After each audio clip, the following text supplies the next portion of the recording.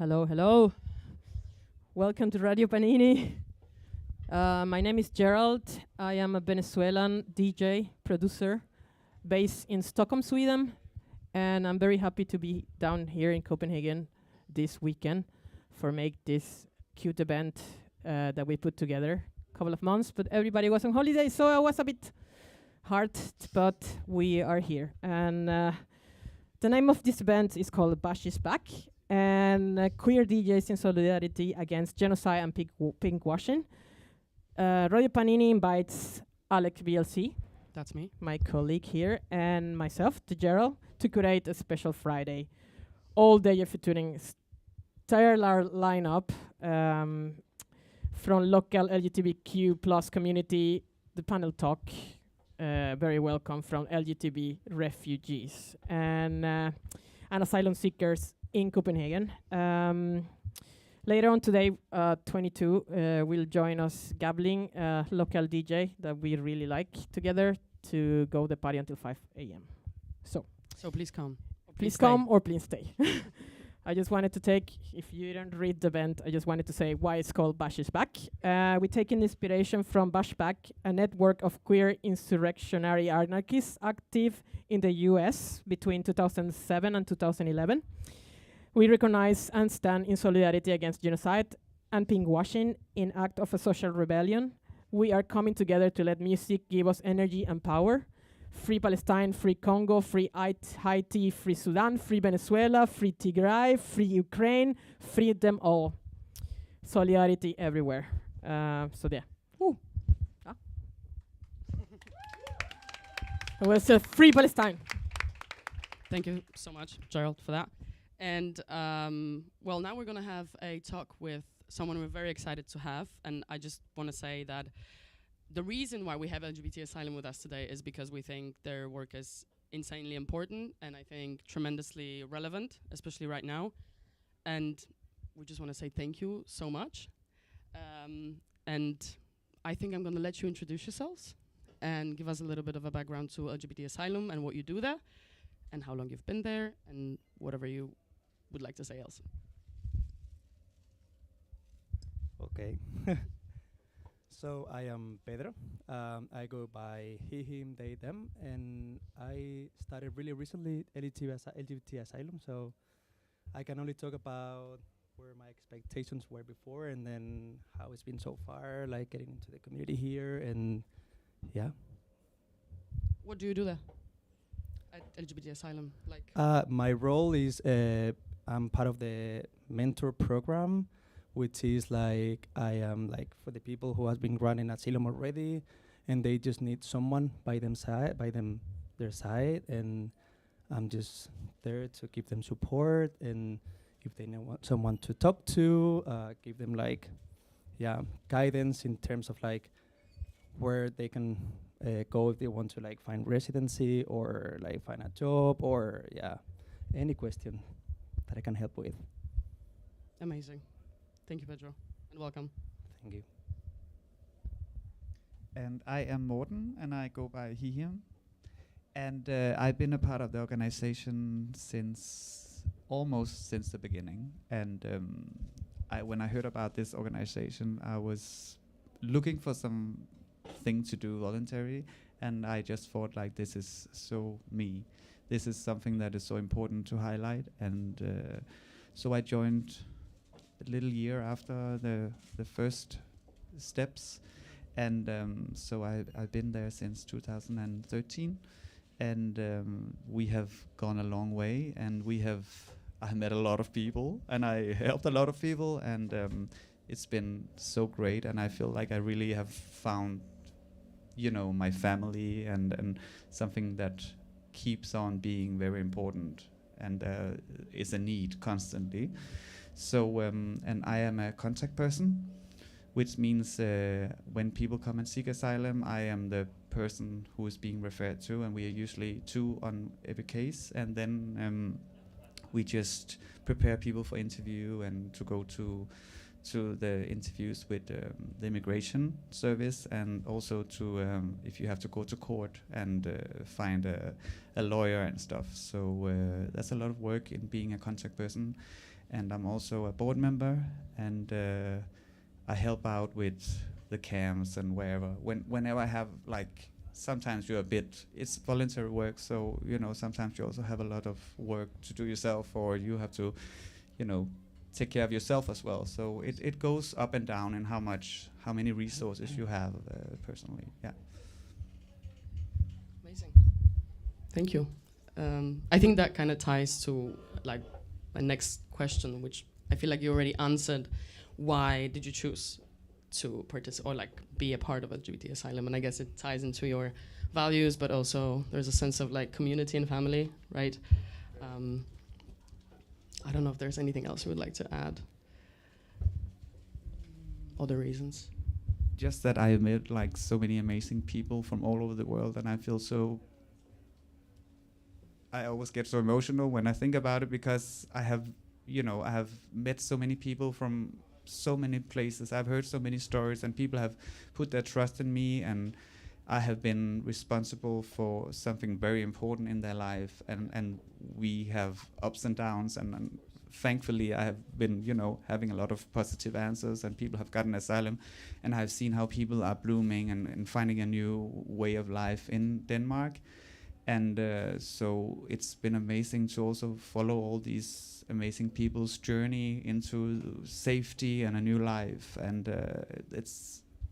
I can't think of anything more, important than that, actually. Yeah. So it makes so much sense to me what I'm doing. That does make a lot of sense. Yeah, thank you for that. What about you, Pedro? Well, I started like maybe 1 month ago, and I was motivated to find community because I was like seeing the world turning upside down, and I was just having this collective like responsibility that like I want to be there as well for the community. So I found LGBT Asylum through another talk that I attended, and I contacted them and they welcomed me, and then it was easy as well because I don't speak Danish, so English speakers are also like very welcome, and then it's completely English speaker like community and queer to queer. So it's like you could find like a real community out there, and like from all over the world, as Morten said, which is like, yeah, the whole spectrum is like so nice. Yeah. Amazing, thank you. Maybe till Morten, about as you said, you joined a long time ago. Can you tell about how it was back then, 11 years ago? And then maybe how the organization had changed compared with the situation we have right now in politics in Scandinavia and so. Yeah, back in the days, it was very much learning by doing, because we had no clue about where are we as an organization and how do we work with politicians, and what do we want to be, like how do we want people to see us. And so we formed the organization, and we had the first board meeting, and we kind of established ourselves maybe 10 years ago. And it was all like private funding at that time, and we haven't had any funding from huge organizations as we later on have. So even I was wondering a lot of times, because we bought train tickets from all the asylum centers in the whole Denmark for our Saturday meeting once a month. And it's not cheap to travel with the trains in Denmark. So sometimes I was even wondering, like, how do we have all these thousands of money, like every month to pay for tickets? And then there was food on top of that. And, we all, hosted people. And now for this Pride, we can actually provide, hotel for people now, because we do have a little bit more money to mingle with. So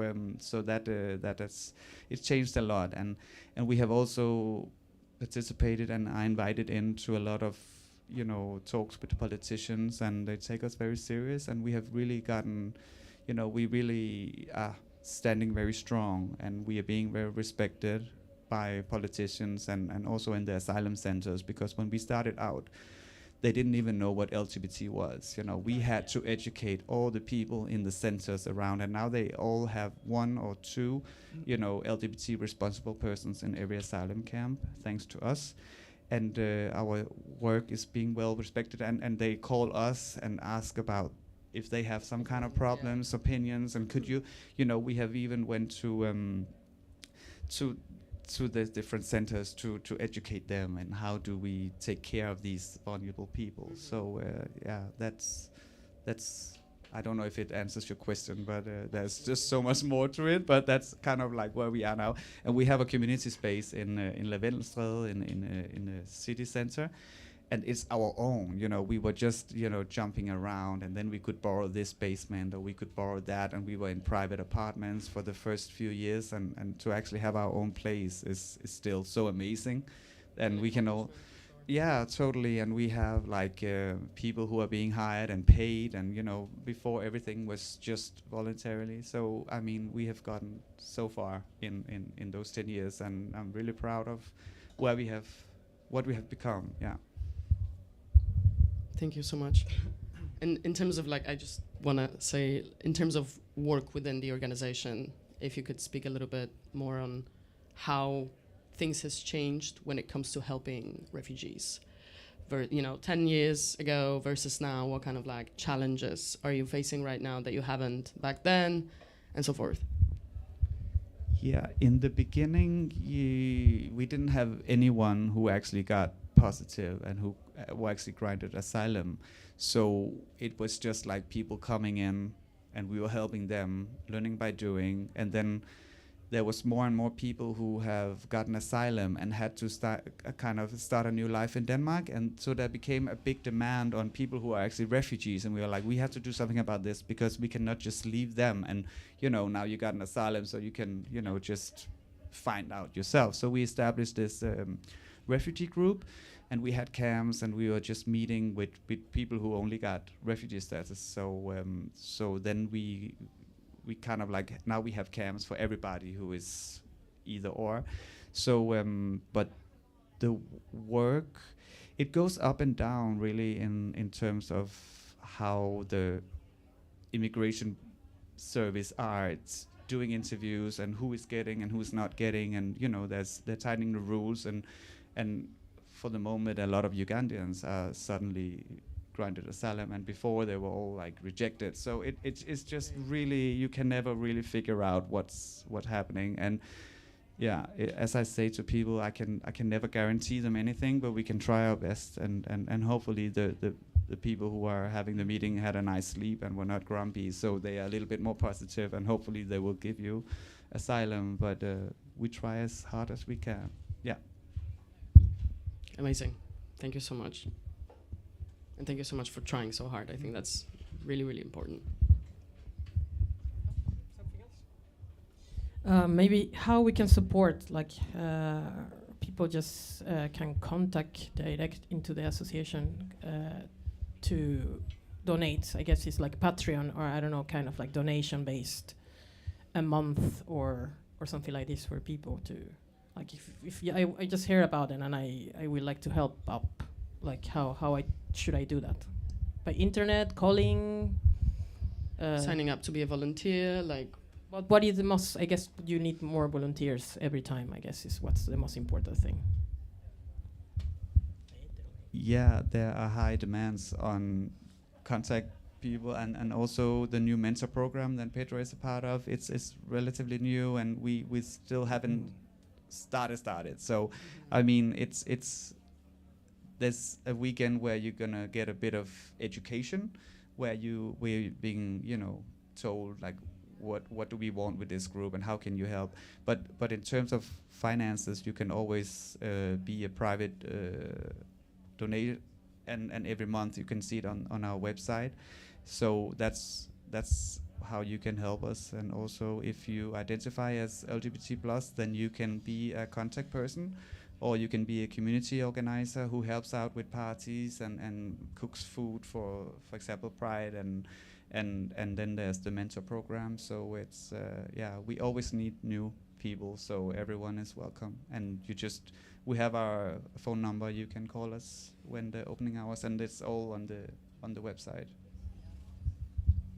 I just wanted to also, tomorrow it's like a big day, Nuremberg Pride.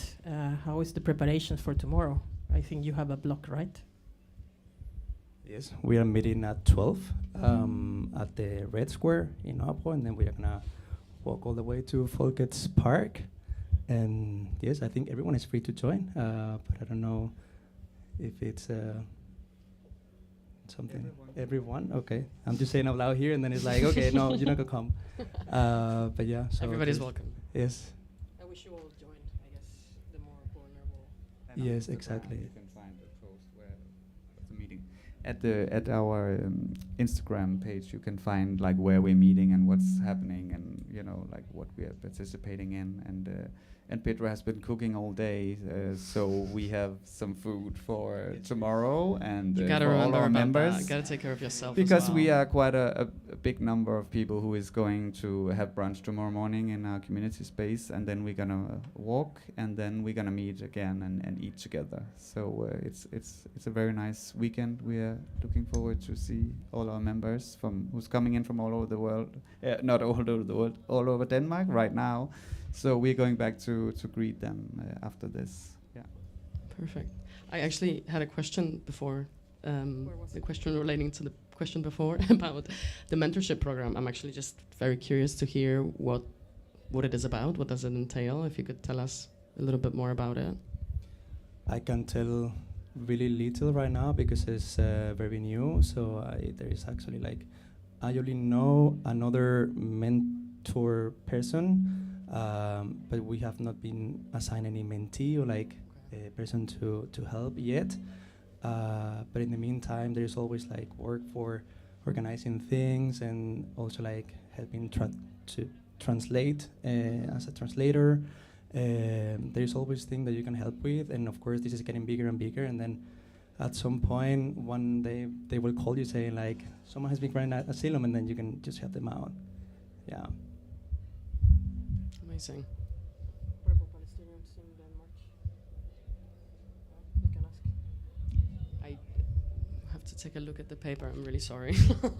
I just don't remember.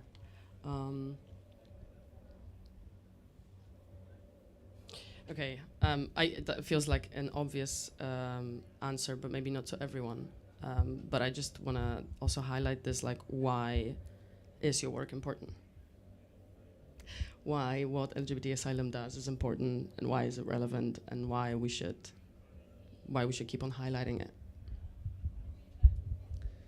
Because there is a lot of people out there who don't respect people like us, and a lot of people have to leave their countries, families, friends, and everything just to start on a fresh, maybe if they're granted asylum, and people keep coming in from different places, and we welcome everybody, and we put all our asylum activists in focus and trying to provide the best safety as we can do at the moment while they are, dealing with their case in Denmark. So it's just, yeah, maybe one day there will be peace all over the world and there will be no homophobic, or so then we will not be able to do our work. But I don't think it's going to happen tomorrow. So That's the biggest hope we have, everybody. Right? exactly. Yes. Especially now, I mean, the world is changing to capitalism, hardcore, and everything seems like going down into fascist. So it's very scary. We have to navigate together, I guess, to how to contribute to help those more vulnerable people, and especially for us also, like how we can stand in solidarity together. I mean, things is everything about getting together and then do as much as we can. I mean, we play music, we love that, but we also take care of spaces that the people respect each other, and there is that kind of vibe that it's, like I come to a party because I want to dance and I had a bad day, and I just want to go and then be free and don't think about how the world is destroying itself.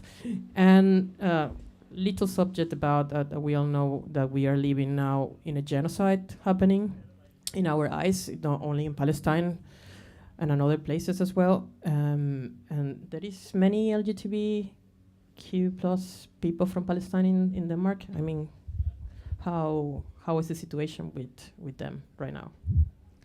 The situation is not happening because the borders are closed. So I mean, we know that there are so many people who would love to escape and you know, seek to a more positive future, but we don't have any at the moment. And in my story, since I started, I have I came across like one Palestinian who was just trying to ask me questions. They didn't seek asylum, but they were considering, and I was just trying to explain to the person, and this is a few years ago, so it's before the conflict that's happening right now, and I was just highlighting also the negative side, like you will not be able to ever go back to your country to see your family and to explain them why you are suddenly now in a different country. So that's also something that people have to consider. So I mean, we have open counseling, and people can come in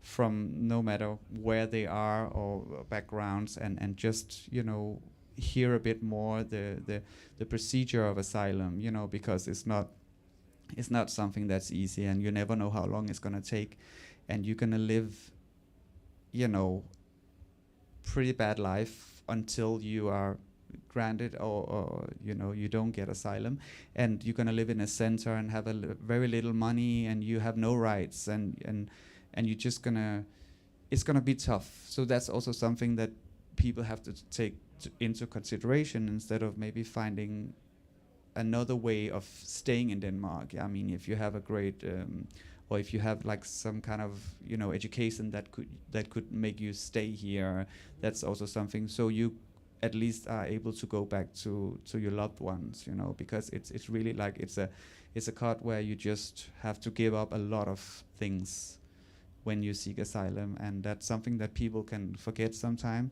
Also the media, and also people, you know, like racist around Denmark, you know, they have no idea what these people are dealing with, and no one is seeking asylum for fun, you know, or a better life, because it's not gonna happen. And that's also why we have the mentorship program, because there's a lot of people who are granted asylum, and you know, once you get your asylum, then all your trauma is gonna come back to you, because now you're not just hunting for that asylum. Now you actually you have it, and now you're gonna sit back in wherever they place you in Denmark, and you're just gonna sit there, and then all the flashbacks from whatever you have experienced are coming back to you.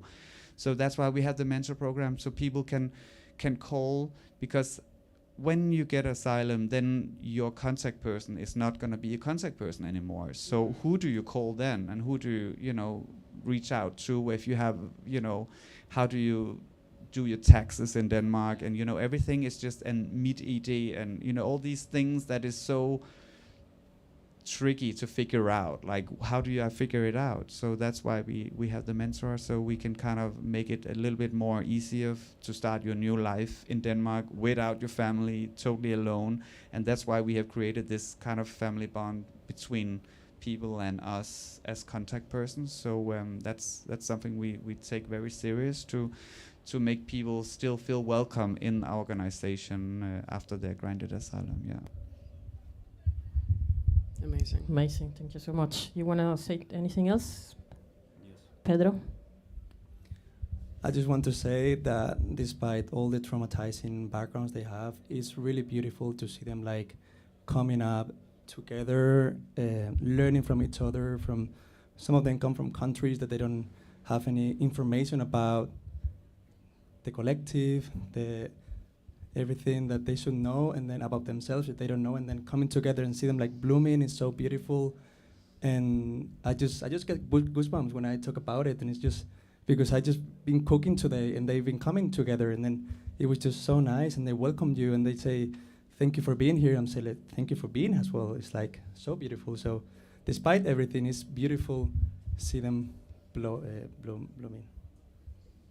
I guess we have to see the positive as find a way how to free I think that's kind of how we have free to the also, world. survive and keep on like motivating one another. I think it's easy to, fall back into the bad news, and we're all at the mercy of our phones, I guess. I think sticking to like positive things and empowering things is insanely important, especially right now. So I think it's super important that they have that like aftercare with you, where they can reach out to you after they've actually, had a time to breathe and think about, okay, what am I gonna do with my life right now? So yeah, thank you for that. Yeah, of course we are doing this today with no touch or any connection with the Copenhagen Pride. We don't care, we don't want, we do our own thing. Specifically that. I have a little speech that a friend from Malmo, that is a big activist for Palestine, and I will read it for all of you. I will just take some part of it. Speech Idaho. Not in our streets. We will not stand for participation in the pink washing of the genocide. Not in this street. Not while our voices can scream, our bodies can move, and even when we cannot move or scream or be heard in public spaces that hold us. We will not stand by and watch our movement, our joy, our communities erode, not while we are alive. We are tired of this, we are fed up, but we are here. We love and celebrate each other daily, since always. Worn down at times, pick it up over and over again. We feel our freedoms daily. We fight for wider expanded liberation. This is our daily practice. Working siblings, we stand united against white supremacy and system of oppression that affect all of us. And today, we queers in Copenhagen stand united for Palestine. We do not need Palestine to be the litmus test. We know our humanity has been undervalued and targeted. Our rights are always a fight, so we will stand strong and united. This is about standing in solidarity and a position that our government has taken. International ties with Israel ministers and being strengthened, and the PM Mette Frederiksen has yet to firmly stand against the ongoing genocide, to actually stand for the right to life of black and brown people here in Denmark and beyond the bullshit borders this empire upholds. We are creating an uproar and fostering hope for change. We are radically expanding the imagination of what is possible, of what is acceptable, and this is not fucking acceptable. And the Danish pink washing of genocide Israel has been committing upon Palestinians is not fucking acceptable. Look around you, really. See the people who stands beside you. Commit to this, to mobilizing, to organizing, to using your voting power, your consumer power, to volunteer and support and uphold the armed Palestinian fight for liberation. We are queers for Palestine, and we have witnesses change. We embody change, how we cannot demand change. We will fight for free Palestine from the river to the sea. That is something that you cannot say in Germany anymore. It's so crazy. I was in Berlin last week for a month, and I was like, what the hell is happening? Boycott the West. We will not stop, we will not rest. Spoken word peace, Idaho. The shelling ended, only to start again within you. The building fell, the horizon burned, only for flames to rage inside you.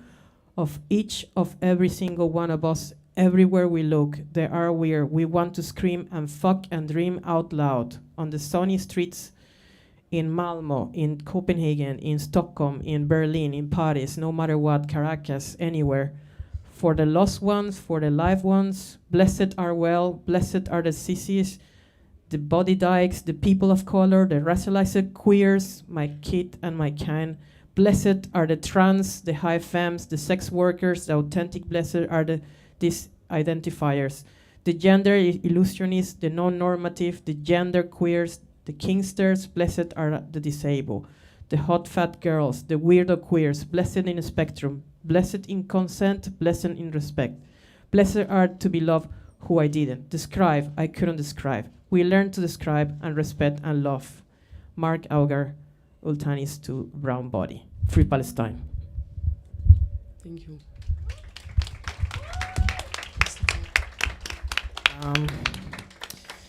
1834. So we have, I don't know if we have still have some. some time. There is something I wanted to ask that we didn't put down on the paper because I felt like things are going to come up. And I'm curious as to how do you deal with, your work must be so emotionally taxing, I could imagine, at times. Because, of course, you're empathetic people and you for sure empathize with all the different people that are trying to find safe spaces to live and escape war. How do you, within the organization, deal with that emotional taxation, with having a lot of negative news coming your way, also probably a lot of working with institutions that reject, cases? How do you build each other up within the organization? How do you keep on going and, not giving up? It's a very good question, and I must say that in the beginning, I remember how my first case, I was just thrown into a meeting with a lawyer and someone who got rejected and someone who just, vanished and, went underground. And I was like, wow, I couldn't sleep at night, and I was just thinking constantly about where is this guy, and is he under a bridge, or, has he committed suicide? I was so, full of thoughts.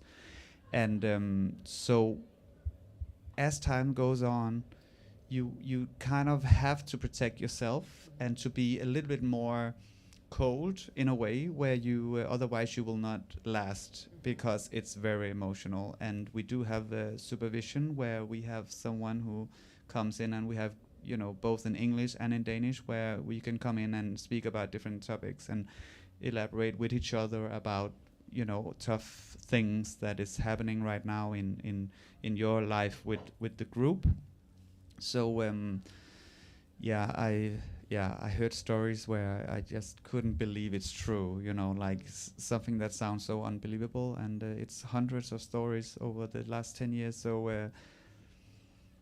I actually don't know how I can keep up, but but I just I become not very cold, but I just I also learned how I have phone time now. You can contact me in this time to that time, not with everybody, but I'm putting up boundaries, and also about the whole, when I'm not people's contact person anymore, I have to just kind of close down and say, this you have to talk to that person about. I cannot help you with this or with that, and so it's time goes on, and you learn by doing still, and I still have a lot of drive and a lot of energy to do this work. So I will never get tired, hopefully. So that is how I'm dealing with it. Yeah. Well, I have very input to say about any bad case that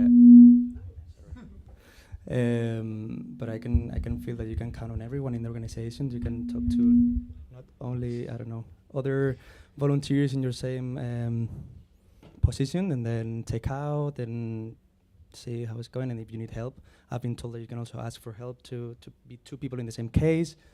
And I guess also setting boundaries, healthy boundaries for yourself as well, is quite important. So you can just keep helping, as Morten said. Support one another. Yeah, I don't.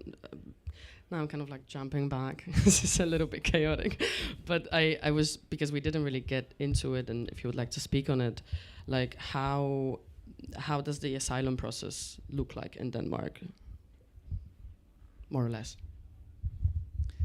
Yeah, it's a good question, and it took me a very long time to kind of put all the pieces together and what comes after that, and then it's basically you go to Sandholm or a police station if you are far away from Copenhagen, and you say you're gonna seek asylum, and then you have to, if you want, to write a written statement of why you're seeking asylum, and then you will stay in Sandholm until you are given a bed in a asylum center, and that could be all over Denmark.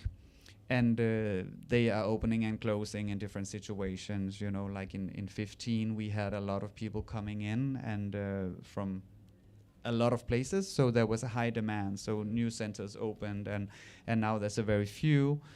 And but we have a good arrangement with a camp in Jelling in Jylland, which is also the closest actually to Copenhagen, even that is all the way over there. Makes no sense, but that's the closest one.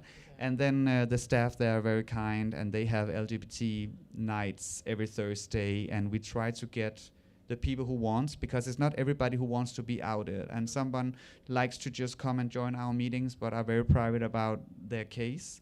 So if you want, we can, you know, try and arrange for them to move to Jelling, where they feel a bit more safe, and where most of our members are actually staying. And then you have to go. You're being called in for an interview with the immigration service, and that can take weeks, months. You're never guaranteed any, you know, time for that.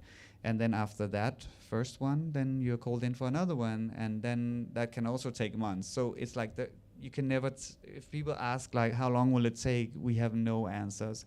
It's also like how many people have to go through, and how many people are actually, you know, working. So it's very it can take few months to years. And then if you're being rejected, then you are given a lawyer, and we are working very close with two great lawyers that they take all of our cases actually, and we have a very good, you know, relation with them for the last 10 years, and they also come and educate us in like at our contact person meetings, like what's the hot stuff right now, what's going on in that field. So then you have to have a meeting or two with the lawyer, and then you're going to the Refugees Appeals Board, and that's the last bit of where you're gonna be rejected or you're gonna be granted asylum. But you can also get it after one or two interviews with the immigration service, and we see that happening quite a lot right now. So it's actually becoming easier, but it also depends on what's your personal story and where are you from and what target group are you in. But you can also be rejected at the court, and then you have to wait sometimes years and sometimes they cannot send you home because they might not want to accept you in your country. They cannot make a travel document.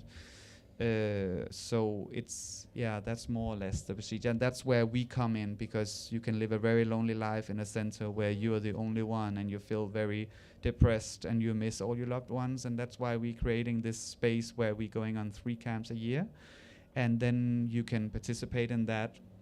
You're also welcome to join our events. We go for a mix film festival, we go for, you know, the Pride, we have different kind of group meetings more or less every month. We're trying to make it every month a meeting. So then you have that to look forward to, you know, if there's not a lot of things happening in your center. So that's where we come in and trying to make it as pleasant in this situation as it can be. Yeah. So I'm guessing people are just pretty much stuck until they know if they were granted asylum or not, right? There is nothing really they can. And also about their how lives. easy is to come to Denmark from whenever. So it's not one barrier. Also It's that, 1 like million it's borders. It differs also, Europe as you or said. whatever.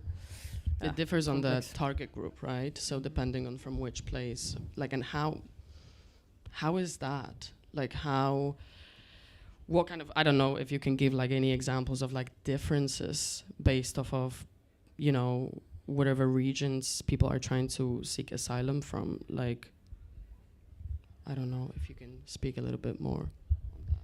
You mean how people have come to Denmark from their countries? No, more like, because you said there are differences between people from like different regions, and like what are those differences, for example? So just also for people to know like what, you know, why this person would get an asylum from this part of the world and why this wouldn't. Because for many people probably wouldn't make sense, but I'm guessing you have more of an insight into like why does that actually happen, or. Yeah, of course, you're never guaranteed. But I mean, in 2015, when a lot of people came from Syria, they were just granted asylum like pretty fast. And then, I mean, if your situation becomes different in your country, you have something called 7-2, where you can go back if the situation becomes different in, for example, Syria. But most of our members are having something called 7.1, which means that because of your sexual orientation, you can face something very terrible, no matter if the war is over or whatever in your country. So that's something that then they cannot send you home because you're still being, haunted, and so that makes sense. But if you're from Iran or if you're from Afghanistan, the chances are higher because of how the country looks at people who are LGBT plus. So we can never guarantee, but there's also some, I've gone to court sometimes where I'm like, it's not gonna happen, and then they get asylum, they come out with a big smile on their face, and they are just like, we just jump of joy. Of course, I always do that, but sometimes you have no hope, and then actually it happens. So it's like you can never predict how the situation is going to turn out, and it's also hard and frustrating for us but we always try to make a strong, to just go over and over people's personal story, even that it can be very hard and re-traumatizing, but we just have to do it because these are the questions that might happen when you sit with these complete strangers around a table for 8 hours, and they're just gonna interrogate you about so personal questions that you cannot even imagine, and it's better than that we do it, people they trust, so they have kind of opened up, and maybe you have blocked something from your memory, but we can kind of get back to that because the immigration service has no time for you to remember your trauma or whatever. They want to know numbers, and and you have to say the same thing, even that you might have blocked out a few years. So you just have to remember it on the spot. So that's something we really are very serious about. Like, people are going through their story again and again and again. So there will be no, like you would say the same answers every time. Otherwise, your credibility is, they can just say like you have lost your case because you're saying something different this time. So that's. It's very hardcore in there, and it's many hours that people are being roasted, and that's also why we are trying to go with them if people want, so they at least have us to sit by their side, and they can feel there's at least someone with me here, and they actually also sometimes they do ask us questions, or if we have something to add, which seems like they also taking us serious, and they also it just builds a good case that we are there standing and having their back, Yeah, I guess that's all for today. Is it? Yeah, we don't have open questions. Sorry. Do we have some time for questions? If there are any. Is anybody wanting to ask a question or anything? Seems That's like all good. No. you're pretty okay with it. You can write But us we later. always, which said, no pride in genocide, no pride in pink washing, open And borders, Absolutely. get And down capitalism and fascism, out. thank you so much for contributing to that work. And Thank you for having us. yes, thank you. Thank you so much. And please remember to go and support in whatever way you can. Yeah. Yes, and tomorrow, actually, yes, thank you so much for that. LGBT Asylum is going to have their own blog at Nuremberg Pride that you can join. Highly recommend. We all gonna join there. We will all gonna join. We're all gonna wait for you there. But yeah, thank you so much. Thank you for your work.